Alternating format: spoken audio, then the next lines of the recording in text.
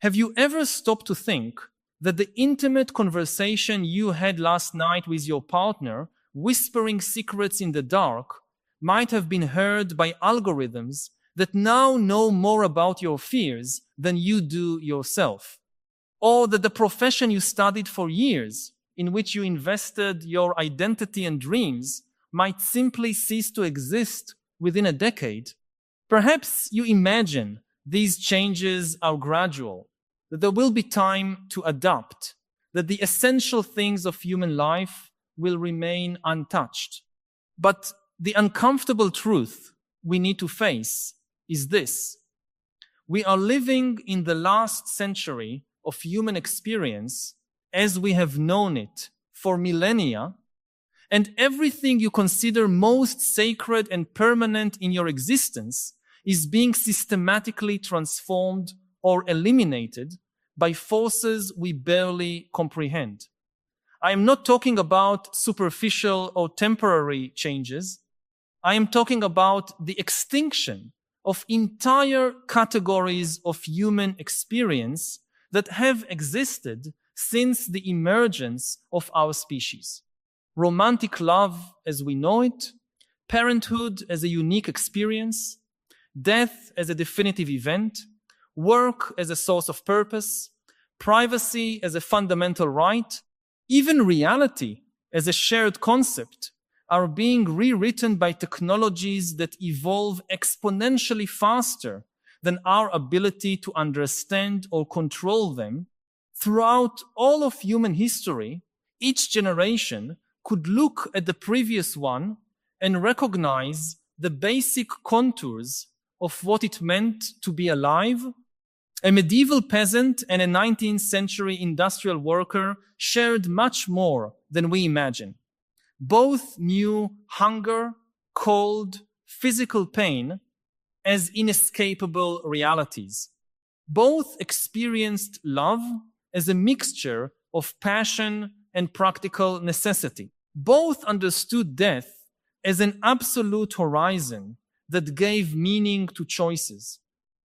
Both experienced work as a struggle for survival that occupied most of their waking lives.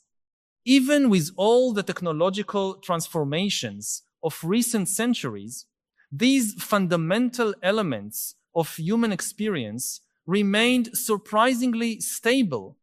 A factory worker from 1950 would still recognize the emotional life of a craftsman from 1850, just as a family man from 1920 would instantly understand the concerns of a Roman patriarch from the 2nd century. Tools changed, speeds accelerated, but the essential dilemmas of the human condition remained constant. How to love and be loved, how to find purpose in work, how to raise children in an uncertain world, how to face one's own mortality. But something fundamentally different is happening now. For the first time in history, we are living through a transition that is not merely quantitative, but qualitative. This is not just about doing the same things faster or more efficiently. This is about the transformation of the very categories through which we experience reality. And the most disturbing aspect of this change is its speed. While previous transformations took centuries, allowing each generation to adapt gradually, current changes are occurring within a single human lifetime.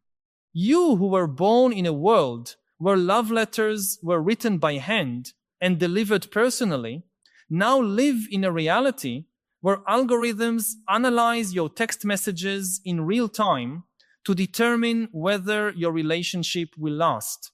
You who grew up believing your mind was a private sanctuary now carry in your pocket a device that knows your desires before you even consciously articulate them. You who were educated to choose a career and build a lasting professional identity now witness entire professions being automated within years. Technology is not simply changing how we do things. It is redefining what it means to be human. Take the most intimate example possible, romantic love. For millennia, love was a fundamentally mysterious, unpredictable experience that emerged from the encounter between two unique subjectivities under specific circumstances. There was something magical about the fact that among billions of people, two would discover each other and create a special connection. But now we have algorithms that can predict with frightening accuracy whether two people are compatible based on data about their personalities, relationship histories, sexual preferences, communication patterns, and even biological markers. Within a few years, it will be possible to scan someone's brain and instantly determine who would be their ideal partner, completely eliminating the elements of surprise, discovery, and mystery that have always been central to the romantic experience. More radical still, companies are already developing artificial companions so sophisticated that they provide all the emotional satisfaction of a human relationship, but without any of the complications, contradictions, and uncertainties that make human love so challenging and transformative. If you can have a partner who is perfectly compatible with you, who never disappoints you, who constantly evolves to meet your needs, and who is always available, why would you choose the painful complexity of loving another imperfect human being? The same is happening with parenthood, one of the most fundamental experiences of human existence. For hundreds of thousands of years, having children meant accepting a radical existential gamble. You created another human being without knowing who they would become, what talents they would have, what challenges they would face, what their relationship with you would be like. There was something deeply transformative about the experience of unconditionally loving someone you barely know, but for whom you are completely responsible. This uncertainty was not a defect of parenthood, it was its essence.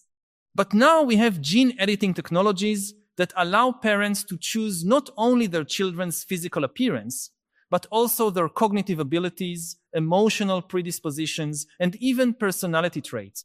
Within decades, it will be possible to design children with engineering precision, eliminating not only genetic diseases, but also characteristics that parents consider undesirable.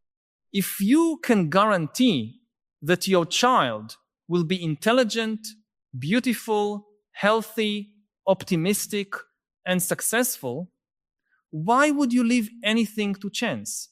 But in eliminating the uncertainty of parenthood, we also eliminate its transformative capacity. Creating a designed child is fundamentally different from loving a unique and unpredictable person who emerges from the interaction between your genes and the world.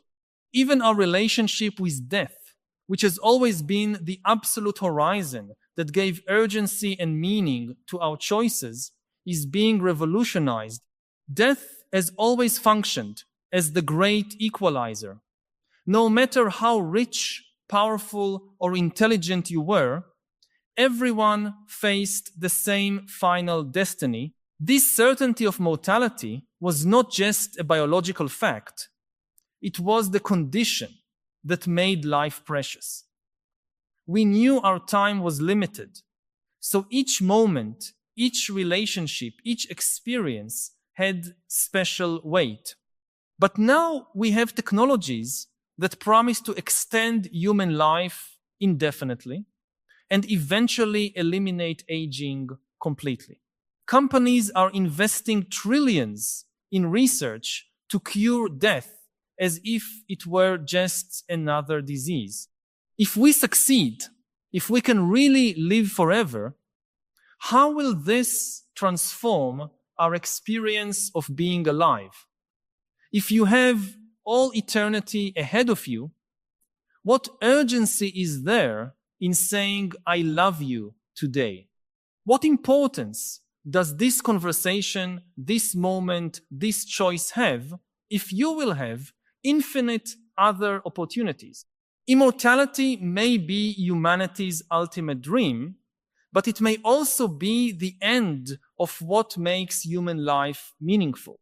Work, which for millennia has been not only an economic necessity, but a fundamental source of identity and purpose, is being systematically eliminated by automation. This is not just about robots replacing workers in factories. We are seeing artificial intelligences that write better than journalists, diagnose diseases more accurately than doctors, create more moving art than human artists, and solve legal problems more efficiently than lawyers. Within decades, there may be nothing that humans do better than machines. But work was never just about economic productivity. It was the primary way through which people built their identity. I am a teacher. I am an engineer. I am an artist. It was how we contributed to society, how we felt useful and necessary. If machines can do everything better than us, what remains of human dignity? How will we find purpose in a world where our contribution is unnecessary? Privacy, which has always been the foundation of individual autonomy, simply no longer exists. Every message you send, every website you visit, every place you go, every product you buy, every person you talk to is being recorded, analyzed, and used to build a digital model of who you are. But more disturbing than this data is being used to influence your future decisions in ways you cannot perceive. Algorithms study your behavioral patterns and create personalized stimuli to make you buy certain products, vote for certain candidates, even choose certain romantic partners. Your sense of making free choices may be largely a carefully constructed illusion. If you do not have real control over your own decisions, in what sense are you still an autonomous individual? Even reality itself, the very concept of an objective world shared by everyone, is being fragmented. Virtual and augmented reality technologies are creating experiences so convincing that soon it will be impossible to distinguish between what is real and what is simulated. Social media algorithms already create informational bubbles so hermetic that people living in the same city inhabit completely different factual universes. Within decades, each person will be able to live in their own personalized reality, where the laws of physics, historical events, and even other people are shaped by their preferences and prejudices. If there is no longer a shared reality, how can we have meaningful conversations? How can we build societies? How can we love each other if we do not even agree on what is real? These transformations are not distant science fiction scenarios. They are happening now at an accelerated pace. And the most frightening aspect is that we, as a society, are rushing toward them with our eyes closed, seduced by the immediate conveniences they offer, without considering what we are losing in the process. Each new technology promises us an easier, safer, more efficient life. And it fulfills these promises. But in the process, it is eliminating elements of human experience that we did not know were precious until we began to lose them.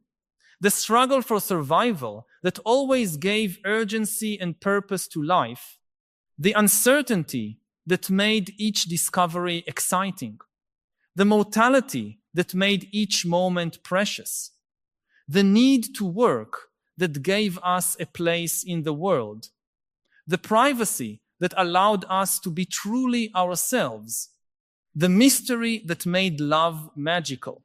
I am not arguing that we should reject technological progress or romanticize the past. Human life throughout most of history was marked by suffering that we legitimately want to eliminate. Disease, poverty, ignorance, oppression. The technologies that are transforming our reality also have the potential to create a world with less pain and more possibilities. But we need to recognize that there is no change without loss. Each gain in security and efficiency is accompanied by the erosion of something that may be equally valuable, and we need to make these choices consciously, understanding exactly what we are trading. The problem is that most of the time, these changes are not presented to us as choices. They simply happen driven by technological and economic imperatives that seem inevitable. A new social platform appears, and almost without realizing it, we fundamentally change how we relate to friends. A new app emerges, and we transform our approach to work, learning, even finding romantic partners. A new artificial intelligence tool is launched, and suddenly, entire professions become obsolete. We do not vote on these changes. We do not collectively debate whether we want them. They simply infiltrate our lives through the seduction of convenience. And when we realize it, they have already completely reshaped our experience of being alive. The question we need to ask is, amid all these transformations, what is worth preserving from traditional human experience? What aspects of human life are so fundamental to our nature that losing them would be equivalent to becoming a different species? And perhaps more importantly, how can we consciously navigate this transition, making deliberate choices about which technologies to embrace and which to resist, based not only on efficiency and convenience, but on a deep understanding of what makes human life meaningful? One possibility is that we are witnessing not the end of human experience, but its evolution into something radically new and potentially better. Perhaps the nostalgia we feel for old forms of love, work, parenthood, and mortality is similar to what a fish would feel for aquatic life before developing lungs and discovering land. Perhaps we are in the middle of a metamorphosis that will transform us into something as superior to current humans as we are superior to the primates from which we evolved. In this view, the losses we are experiencing are the inevitable pains of growth, necessary sacrifices to access forms of existence we cannot yet fully imagine. But it is also possible that we are making a fundamental mistake, trading essential elements of human experience for technological versions that are more efficient but much less rich in meaning. Perhaps the struggle, uncertainty, mortality, and even suffering that have always characterized human life are not defects to be corrected, but essential characteristics that give texture and depth to our existence. Perhaps in trying to optimize human life, we are inadvertently impoverishing it. The truth is probably somewhere between these two visions. Some of the transformations we are experiencing will indeed make us happier, healthier, and more fulfilled. Others may leave us more empty, isolated, and confused. The crucial task of our generation is to develop the wisdom to distinguish between these two categories and the courage to resist the changes that diminish us, even when they come packaged in attractive promises of convenience and progress. This requires, above all, that we stop thinking of technology as an inevitable natural force and begin to see it as a set of human choices that we can influence. Each algorithm was programmed by people with specific values and objectives. Each platform was designed to maximize certain behaviors. Each innovation reflects decisions about what kind of future we want to create. None of these technologies is neutral, and none is inevitable. All are expressions of particular visions about what constitutes a good life, and we can choose to embrace, modify, or reject these visions. But to make these choices consciously, we must first recognize the magnitude of what is at stake. We are not simply deciding between different tools to do the same things. We are deciding what kind of beings we want to become. We are choosing between different versions of human nature itself. And once certain changes are consolidated, it may be impossible to turn back. I need to ask, as we explore these ideas together, at what moments in your life do you most intensely feel that something essential is disappearing? Those moments when you notice that an experience that used to be rich and meaningful now feels mechanical, superficial, mediated by algorithms we do not understand. I know that many of us keep these losses to ourselves, perhaps out of fear of seeming nostalgic or resistant to progress in a world that celebrates every new innovation. But here, in this space, your reflection on what we are losing is essential. Sharing the comments, I feel we lost something important when. Your honesty can illuminate aspects of human experience that others also feel disappearing, helping us collectively